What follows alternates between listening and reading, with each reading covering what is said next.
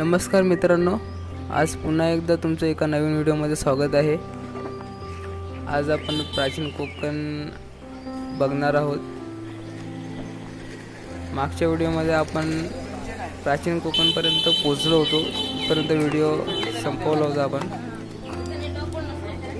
आता प्राचीन कोकणमध्ये फिरणार आहोत आपण। इकडे समोर जे आहे ना ते तिकीट काउंटर आहे। इकडे एका माणसाची एंट्री फी 40 रुपये आहे। आणि जर तुम्हाला तुमच्या फोनमध्ये फोटोग्राफी करायची असेल किंवा व्हिडिओ शूट करायचा असेल ना तर त्याचे 20 रुपये एक्स्ट्रा चार्ज द्यावे लागतात। तिकीट काढ।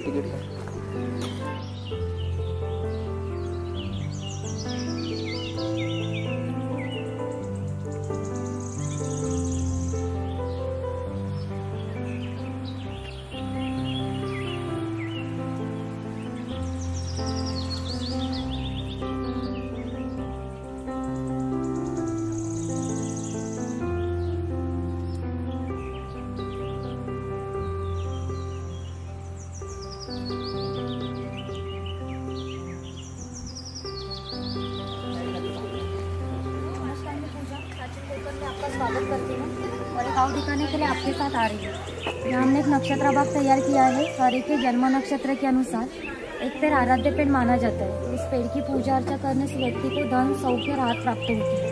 हमने यहाँ हरे के जन्म नक्षत्र के अनुसार बोर्ड लगवाया है। आप अपनी जन्म नक्षत्र के अनुसार वो सामने येलो कलर का बोर्ड है, वो सब लिखे आप आते समय देख सकते हैं। हम लोगों ने इसे दीर्घायु का प्रतीक माना है। और ये जो पत्थर से बंधा हुआ बांध है इसे कोंकणी भाषा में पार कहते हैं। ये पार सुमारे 400 बरस पुराना है। और ये जब पार बंधा गया तभी पीपल का छोटा पेड़ यहाँ लगवाया गया, यानी कि इस पीपल की उम्र भी 400 बरस पुरानी है।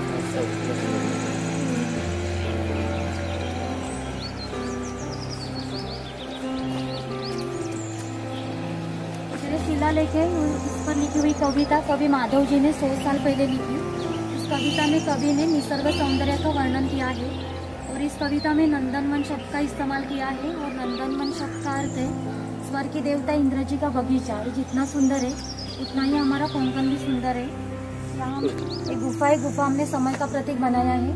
गुफा के यहाँ है वर्तमान काल और गुफा के पीछे 500 साल पहले का भूतकाल। यहाँ से हम देखेंगे 500 साल पुराने कोंकणी लोग कैसे रहते थे, उनकी समाज की रचनाएं, ग्राम की रचनाएं, खान पान की आदतें, परंपराएं कैसी थी। आते समय थोड़ा झुक कर आइए और फोटो अभी खींचो, आते समय अलग रास्ता।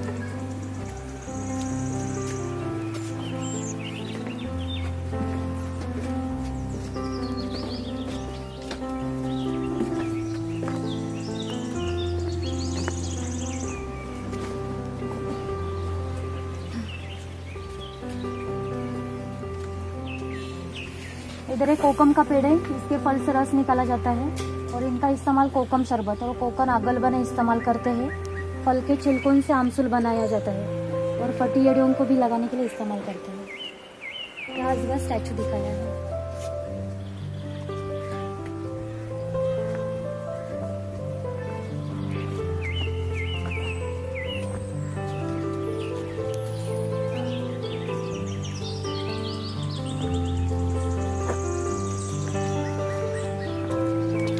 तरस एनिमल दिखाया है, आईना।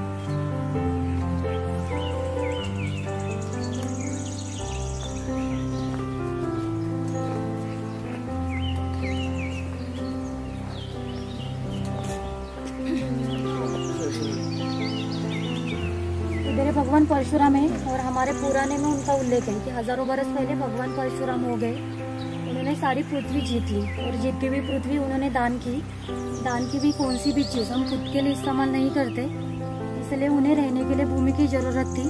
और आज जहाँ हम खड़े हैं वहाँ हजारों बरस पहले समुद्र था। उन्हें उससे युद्ध किया, उसे 40-50 किलोमीटर पीछे ढकलकर इस सुंदर कोंकण को निर्माण किया। इसलिए इस कोंकण को परशुराम की भूमि भी कहा जाता है।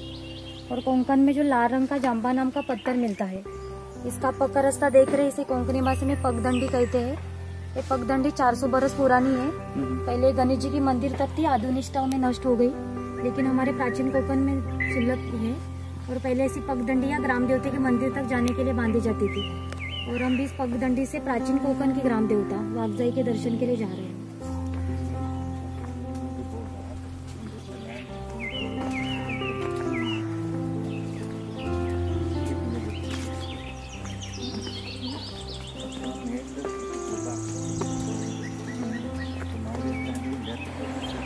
इधर ये वनवासी लोग हैं, कोंकण के दुर्गम पहाड़ी पर ये वनवासी लोग रहते हैं। इनमें भील और कातकरी समाज लोगों का समावेश होता है। हमने इधर एक कातकरी समाज के लोग दिखाए हैं।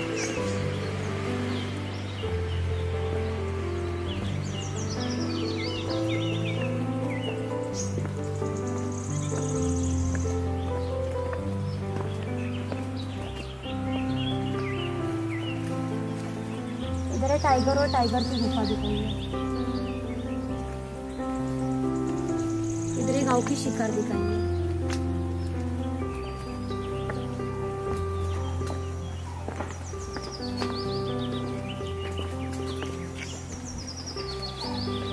इधर एक त्रिफल का पेड़ है, इसके फले जंतुनाशक होती है।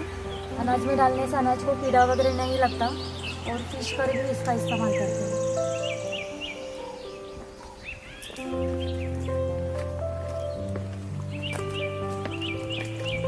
इधर ये माड़ी वाला दिखाया है, ताड़ी माड़ी निकालने वाला।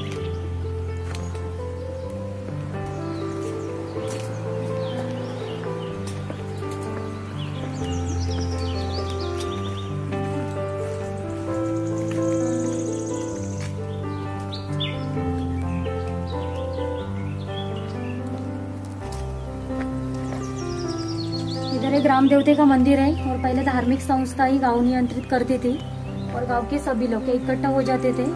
गांव में 2 व्यक्ति में झगड़े हो जाए तो गांव के सभी लोग इकट्ठा हो जाते थे और गांव के मुखिया उनके सामने न्यायदान करते थे। और एक महत्व की विशेषता है कि संसार में ऐसी प्रथा है कि हर जाति धर्म के लोग अपने अपने भगवान के पास जाते हैं और भगवान का दर्शन लेते हैं। हम कोंकणी लोग भी साल भर भगवान के पास जाते हैं और भगवान का दर्शन लेते हैं। और हमारे यहाँ शिमगा यानी होली का त्यौहार मनाया जाता है। तब इस भगवान को उस पालकी में बिठाकर गांव के हर एक के घर में ले जाते हैं। यानी कि कोंकणी लोग और भगवान इतना अटूट नाता रहता है कि हमारे एक दूसरे के पास आना जाना रहता है। और इस देवी का नाम है वाघजाई और ये नाम हमने जानबूझकर रखा है क्योंकि जिस जंगल में वाघ पाए जाते हैं वो जंगल समृद्ध माना जाता है। और 500 साल पहले का जंगल भी इतना ही समृद्ध था। और हम कोंकणी लोग वड़ पिंपल नाग साग इनकी पूजा करते हैं, यानी कि हमें निसर्ग पूजा कहलाते हैं। इसलिए इस देवी का नाम हमने प्रकृति संबंधित रखा है वाघजाई। और यहाँ कुछ पुराने वाद्य दिखाए हैं। लकड़ी के ढोले, मिट्टी के तासे हैं। इनका नीचे का भाग ये मिट्टी का बनाया है। सुमारे 110 साल पुराने वाद्य है। और जब बजाने ले पूछो लो तो इनका आवाज 1 या 2 किलोमीटर दूरी पर पहुंच सकता है। पहले इन वाद्यों का इस्तेमाल संदेश वन के लिए किया जाता है।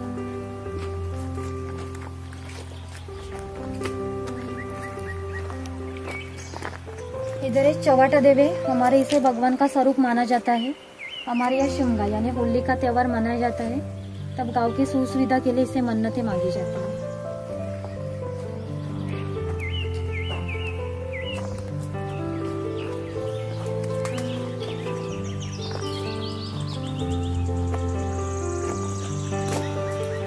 इधर काली मिरी की बेल दिखाई है, ब्लैक पेपर।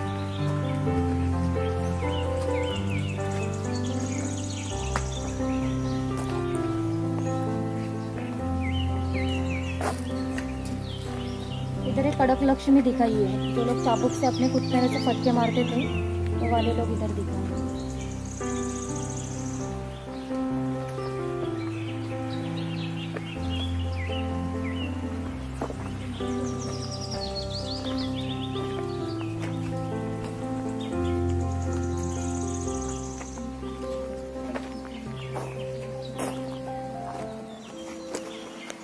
इधर एक कोली लोग हैं और कोली समाज के लोग समुद्र के इतने नजदीक रहते हैं कि समुद्र का भरती का पानी इनके मकान का लग जाता है। इतनी छोटी सी नौका लेकर ये लोग गहरे समुद्र में मछलियां पकड़ने का काम करते हैं और ये लोग सुबह लौट आते हैं।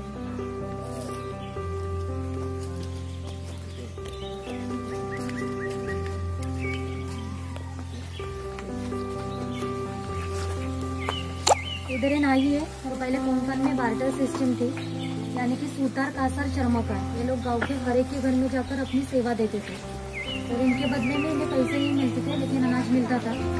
और इस नाई को गांव के हर एक के घर में जाकर एक आदमी के बाल काटने के लिए साल भर के लिए 4 पायली अनाज यानी कि आज का 8 अनाज मिलता था।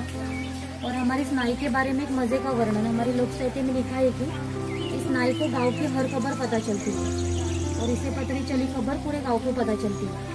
और अब जैसे कि आप आए, खबर हमारे नाई को पता चली और समझो खबर हमारे पूरे गांव को पता चली। और हमारा पूरा को आपके स्वागत के लिए उत्सुक है। पुरानी रीति के अनुसार हम पहले मुखिया के घर जाएंगे और बाद में पूरा काम देखेंगे। नीचे क्रांति की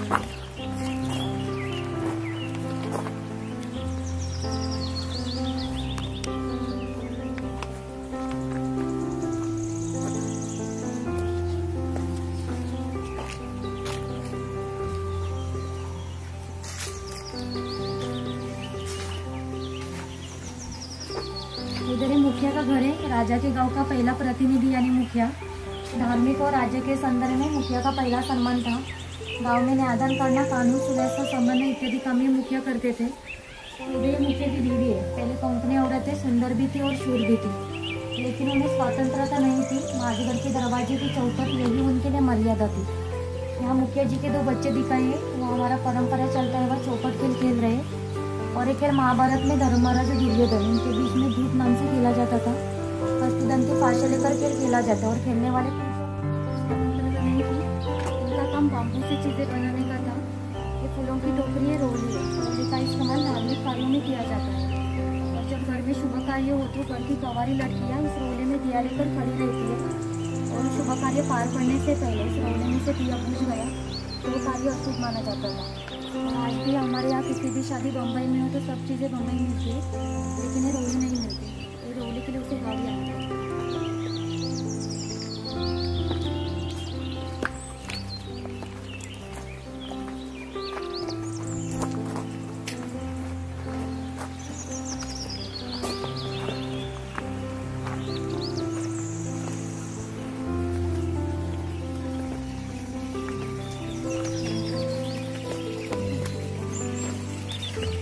समाज की स्वतंत्र ऐसी खान पान की परंपरा थी। किसी भी 2 समाज की खाद्य संस्कृति समान नहीं थी। और हम कोंकणी लोग खाने में मछली की करी और चावल बहुत खाते हैं। कोकण में आकर मछली की करी, उबले और मोदक और भाजने के बड़े नाम खाएंगे। कोकण की सफर अधूरी रह जाएगी। इधर पूरा नियंत्रण है। यहाँ दाल डाली जाती है और रोल से उधर से घुमाकर उसका पूरन तैयार किया जाता है और यही मीठी रोटी बनाते हैं। इधर मोदक पात्र है, यानी कि पहले वाला कोंकणी कुकर। यहाँ पानी डाला जाता है, ऊपर केले का पत्ता रखकर उस पर मोदक रखे जाते हैं और ढक्कन लाकर चूल्हे पर रखा जाता है। और सामने टिफिन का बॉक्स है, बाजू 2 चम्मच है, ऊपर पानी का लोटा है और नीचे 3 डब्बे हैं। और चाय की कितली है। ये सेवैयाँ निकालने का लकड़ी का यंत्र है, लोहे का यंत्र है। यहाँ डबरी उखाड़ा है।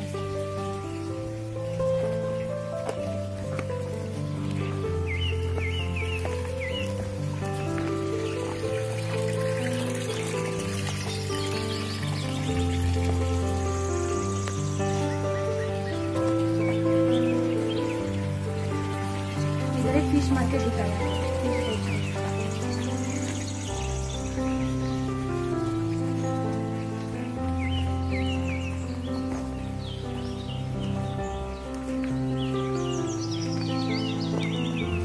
इधर एक चूड़ी वाला है और पुरानी रीति के अनुसार 12 बोलकर घर घर में जाकर अपनी सेवा देते थे। उसी तरह ये चूड़ी वाला इस लड़की घर है, इस लड़की का घर है।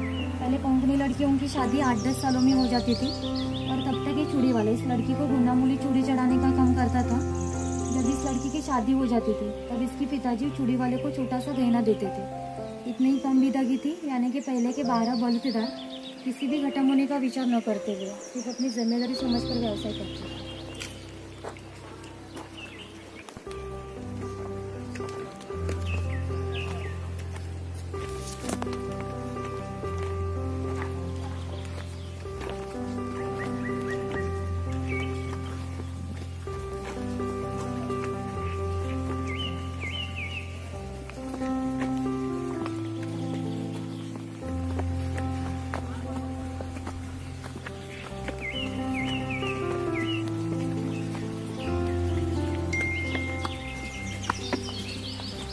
पनघट है। पहले कोंकण में बहुत सारा जंगल था, इसलिए पानी भी बहुत सारा था और जिस ऊंचाई से 12 माह पानी भरता था वो बंदरा बांध के पानी छोटे नाले से हर एक के घर में पहुँचाया जाता था।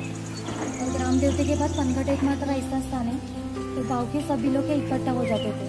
औरतें पानी भरने के लिए, कपड़े धोने के लिए, छोटे बच्चे स्नान करने, मछलियाँ पकड़ने के लिए आते थे। यानी कि कोकण का सार पहले हमारा पड़ता।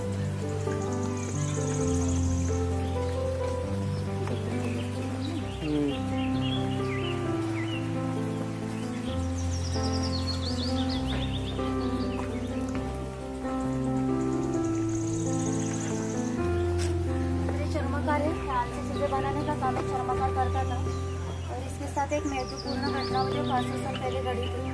यहाँ से 80 किलोमीटर दूरी पर महाबलेश्वर नाम का भगवान शंकर जी का मंदिर है और वहाँ एक पहाड़ी पर गुफा है। गुफा की सीढ़ी में भगवान एक गाँव में रहते थे और गाँव के लोगों का व्यवहार उन्हें उचित नहीं लगा, इसलिए उन्होंने गाँव छोड़ने का निर्णय लिया। मकर संक्रांति के एक दिन पहले उन्होंने गाँव छोड़ दिया। गाँव के बाहर ही चर्मकार का मकान था। ये चर्मकार गरीब, श्रद्धालु और नीतिवान था। शंकर जी ने किसी भी जात पात का भेद न करते हुए चर्मकार को मशाल दिखाने के लिए गिनती की और चर्मकार ने भी अतिथि देव को समझकर शंकर जी को मशाल दिखाने के लिए बाहर निकला और आज जहाँ महाबलेश्वर नाम का देवस्थान है, वहाँ जाकर भगवान शंकर जी ने अपना असली रूप प्रकट किया और ये चर्मकार को दर्शन दिया। इसे कहा कि मैं गुफा में रहूँगा, यहाँ से कहीं नहीं जाऊँगा। इस बात को 500 साल बीत गए, लेकिन मकर संक्रांति के एक दिन पहले शंकर जी के मूल गाँव से जो पालकी निकाली जाती है, उस पालकी को मशाल दिखाने का काम इस चर्मकार का आज का वंशी करता है। महाबलेश्वर एकमात्र ऐसा स्थान है वहाँ किसी प्रकार का जाति नहीं।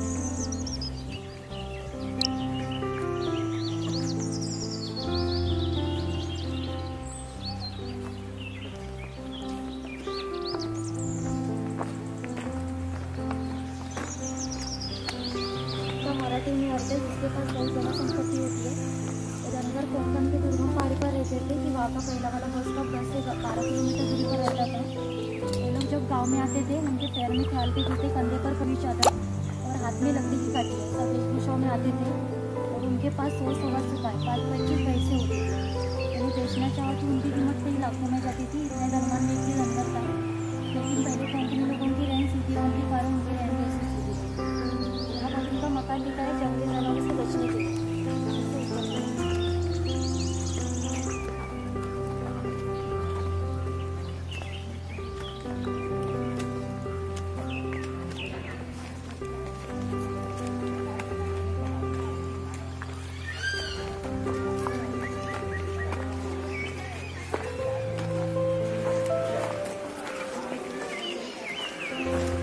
खेर का पेड़ है, उसके अंदर जो रेड रंग वाला हिस्सा होता है उसे कत्था निकाला जाता है, जो पान में डालते हैं वो लाल होता है। सामने कत्था निकालने की बात, अंदर जो रेड रंग वाला हिस्सा होता है उसे छोटे छोटे पीस कर पहले 4 मटके में पानी के साथ उबाला जाता है। उबालने के बाद वो फिर से 5वें मटके में विशिष्ट घंटे के लिए उबाला जाता है। उसे छाया में सुखाकर छोटे छोटे पीस कर कत्था निकाला जाता है और कत्था निकालने के लिए 3-4 महीने लगते हैं। ये सामने मचान है, पहले ऐसे मचान शिकार करने और वॉच टावर के लिए बांधते थे। ऊपर जाना हो तो जा सकते हैं, लेकिन जाते समय एक बार 3-3 लोग जूते निकाल कर जाना पड़ेगा। ये सामने शॉप है, यहाँ कुछ आपको देखना हो, खरीदी करना हो तो कर सकते।